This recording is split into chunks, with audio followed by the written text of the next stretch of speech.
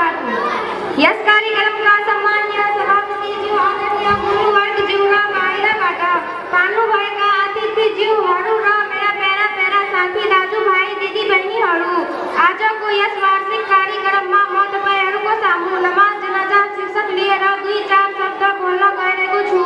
आशा राख्दछु कि तपाईहरूले मेरो कुरा ध्यानपूर्वक सुनिदिनुहुन्छ।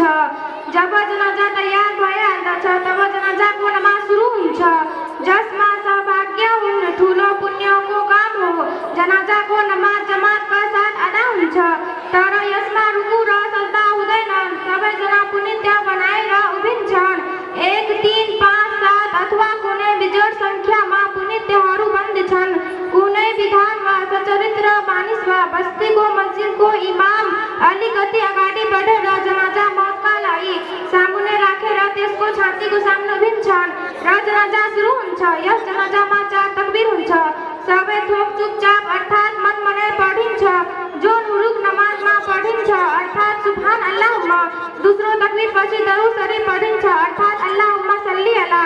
तेस्रो तकबीर पछि एउटा दुआ पढिन्छ जसको मुबारक यस कार छ: हे अल्लाह, यस बच्चालाई हामी भन्दा पहिले जानेवाला हाम्रो लागि पुण्य बदला एवं पुण्यको भण्डार तथा कयामतको दिन सिफारिस गर्ने वाला बनाऊ।